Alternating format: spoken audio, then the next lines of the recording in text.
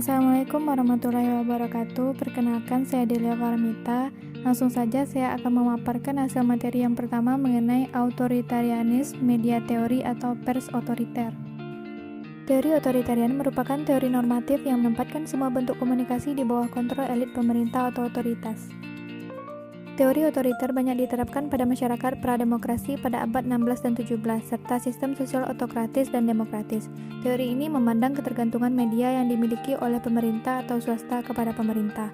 Dalam artian, semua bentuk komunikasi berada dalam kendali elit pemerintah atau penguasa, atau birokrat berpengaruh. Pemerintah atau penguasa melakukan kontrol terhadap media dengan tujuan untuk melindungi serta mencegah orang-orang dari ancaman nasional melalui berbagai bentuk komunikasi, berupa informasi dan berita. Teori ini pada mulanya berkembang di negara-negara monarki di Eropa, di mana kerajaan dan gereja merupakan otoritas tertinggi di satu negara. Aplikasi teori ini dimulai pada abad 16 di Inggris, Prancis, dan Spanyol, yang pada zaman berikutnya meluas ke Rusia, Jerman, Jepang, dan negara-negara lain di Asia dan Amerika Latin. Pada mulanya, teori otoritarian ingin menciptakan kondisi ideal melalui informasi yang disaring oleh pemegang otoritas dengan tujuan melindungi dan memelihara tatanan sosial. Model komunikasi yang terjadi pada paham otorisme adalah komunikasi satu arah. Dalam menjalankan tugasnya, baik dalam menyampaikan gagasan, pemikiran, dan pesan, orang otoritarian hanya mengenal satu bentuk komunikasi, yaitu instruksi.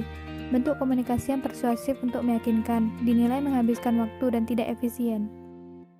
Meski kebebasan bersuara dibatasi, namun selama pandangan, termasuk kaum minoritas, yang dikemukakan tidak mengancam pemerintahan, masih diperbolehkan. Teori otoriter yang acap kali disebut pula sistem otoriter, berkaitan erat dengan sistem pengawasan terhadap media massa, yang daya pengaruh dinilai amat kuat, sehingga pers dijuluki kekuasaan keempat, dan radio siaran dijuluki kekuasaan kelima, setelah lembaga legislatif, eksekutif, dan yudikatif, masing-masing diakui sebagai kekuasaan pertama, kedua, dan ketiga. Menurut Fred S. Sieber, teori otoriter menyatakan bahwa hubungan antara media massa dengan masyarakat ditentukan oleh asumsi-asumsi filsafat yang mendasar tentang manusia dan negara. Di antaranya yaitu sifat manusia, sifat masyarakat, hubungan antara manusia dengan negara, dan masalah filsafat yang mendasar, sifat pengetahuan dan sifat kebenaran.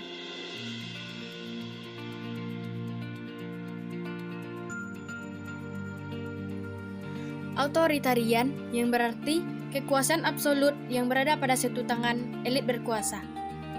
Yang pertama, karakter yang timbul pada sistem ini adalah sentralisasi kekuasaan pada satu tangan elit berkuasa.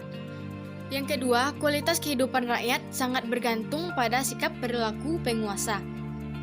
Yang ketiga, kemakmuran rakyat merupakan replika dari sifat kebijakan dan kearifan raja. Selanjutnya, kemiskinan yang melanda rakyat sebagai cermin perilaku raja yang serakah. Selanjutnya, sistem autoritarisme bersifat statis, yaitu segala sesuatu berada pada negara, dan bersifat sentralis dalam segala aspek kehidupan. Sumber-sumber komunikasi dikuasai komunitas lingkungan kerajaan, terutama keluarga raja dan kaum bangsawan.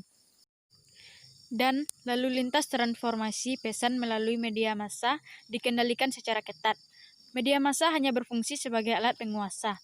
Sensor dan pengawasan bukan hanya pada media massa, namun dilakukan terhadap indikasi masyarakat yang bersifat menentang kebijaksanaan pemerintah. Ciri-ciri sistem autoritarianisme. Yang pertama, proses komunikasi berlangsung secara vertikal. Yang kedua, feedback dari masyarakat tidak terlihat.